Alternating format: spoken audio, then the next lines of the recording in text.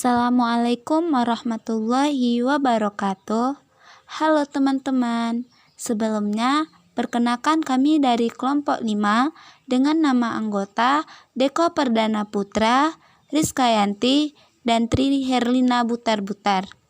Pada kesempatan kali ini, kami ingin menjelaskan mengenai hubungan negara dan warga negara dengan dosen pengampu Ibu Sofianita SPD MPD dengan mata kuliah Pendidikan Kewarganegaraan. Hubungan negara dan warga negara adalah membicarakan suatu hubungan kekuasaan, ialah antara yang berkekuasaan pemerintah pengembang kekuasaan warga negara. Asas kewarganegaraan adalah dasar pemikiran dalam menentukan masuk atau tidaknya seseorang di dalam negara dalam suatu wilayah negara tertentu, yaitu asas kelahiran ius soli adalah asas yang menentukan kewarganegaraan seseorang menurut daerah atau negara tempat di mana ia dilahirkan. Yang kedua, asas keturunan ius sanguinis adalah asas yang menentukan kewarganegaraan seseorang menurut pertalian darah atau keturunan dari orang tua yang bersangkutan. Selanjutnya, asas kewarganegaraan tunggal adalah asas yang hanya menentukan satu kewarganegaraan pada setiap warga negara. Yang selanjutnya, asas kewarganegaraan ganda. Ganda terbatas adalah kewarganegaraan ganda untuk anak yang salah satu orang tuanya berkewarganegaraan Indonesia dan satu orang tua lainnya berwewenangan asing. Selanjutnya adalah kewarganegaraan khusus. Asas kepentingan nasional adalah asas yang menentukan bahwa peraturan kewarganegaraan mengutamakan kepentingan nasional Indonesia yang bertekad mempertahankan kedaulatannya sebagai negara kesatuan yang memiliki cita-cita dan tujuannya sendiri. Selanjutnya, asas perlindungan maksimum adalah asas yang menentukan bahwa pemerintah wajib memberikan perlindungan penuh kepada setiap WNI dalam keadaan apapun baik dalam maupun di dalam negeri. Selanjutnya, asas persamaan di dalam hukum dan pemerintahan adalah asas yang menentukan bahwa setiap warga negara Indonesia mendapatkan perlakuan yang sama di dalam hukum dan pemerintahannya.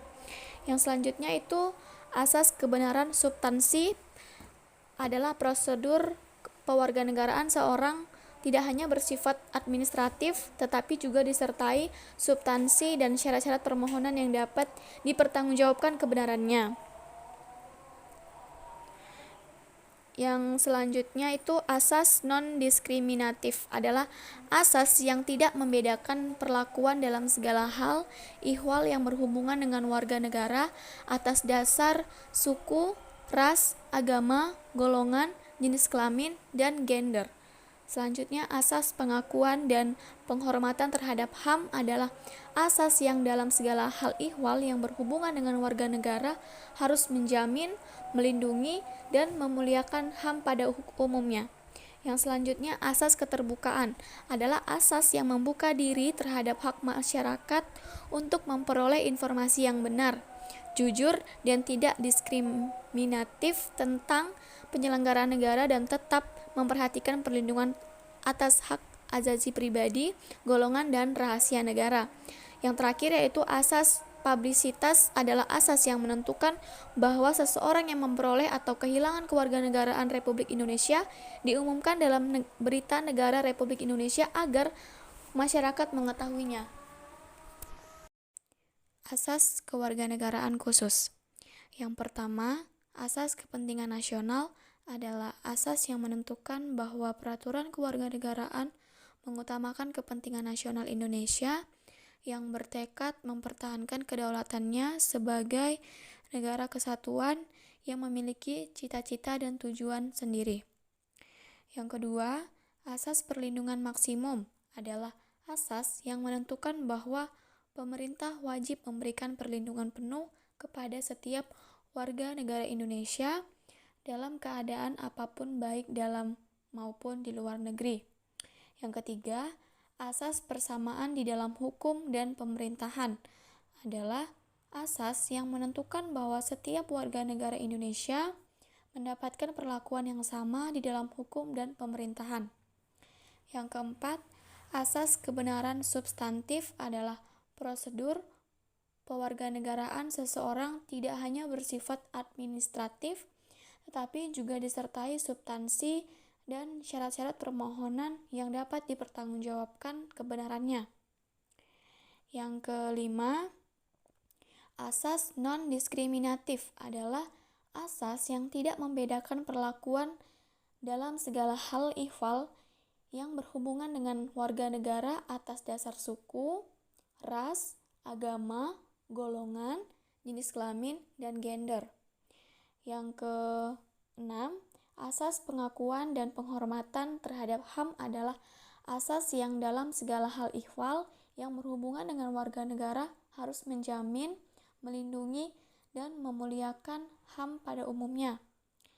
Yang ketujuh, asas keterbukaan adalah asas yang membuka diri terhadap hak masyarakat untuk memperoleh informasi yang benar, jujur, dan tidak diskriminatif tentang penyelenggaraan negara dengan tetap memperhatikan perlindungan atas hak asasi pribadi, golongan, dan rahasia negara. Yang terakhir, asas publisitas adalah asas yang menentukan bahwa seseorang yang memperoleh atau kehilangan kewarganegaraan Republik Indonesia diumumkan dalam berita negara Republik Indonesia agar masyarakat mengetahuinya. Selanjutnya yaitu masalah status kewarganegaraan.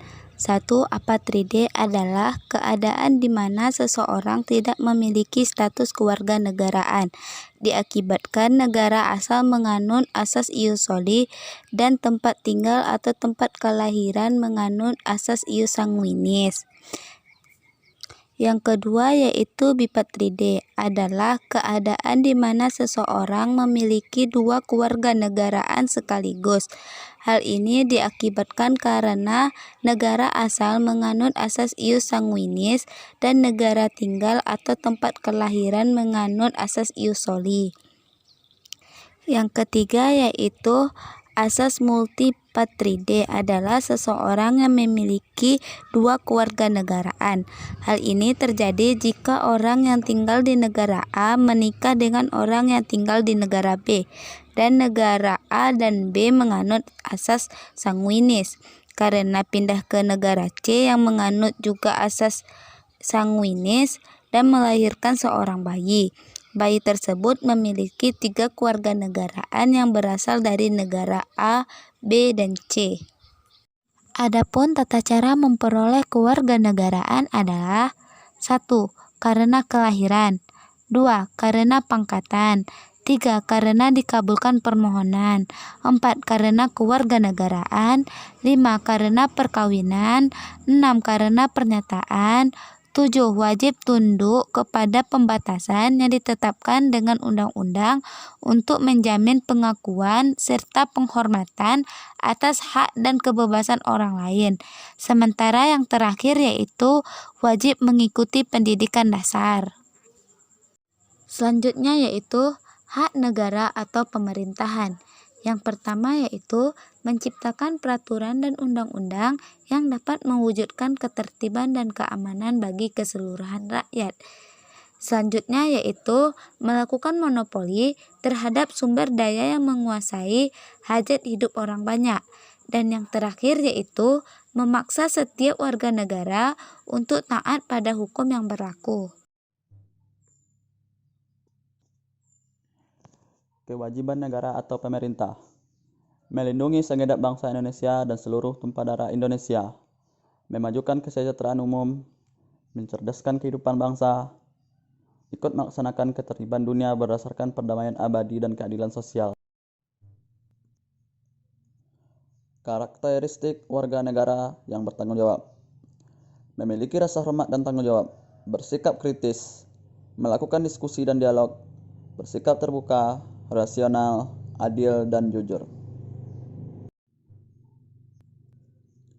Karakteristik warga negara yang mandiri: memiliki kemandirian, memiliki tanggung jawab pribadi, politik, dan ekonomi sebagai warga negara, menghargai martabat manusia dan kehormatan pribadi, berpartisipasi dalam urusan kemasyarakatan dengan pikiran dan sikap yang santun, mendorong berfungsinya demokrasi konstitusional yang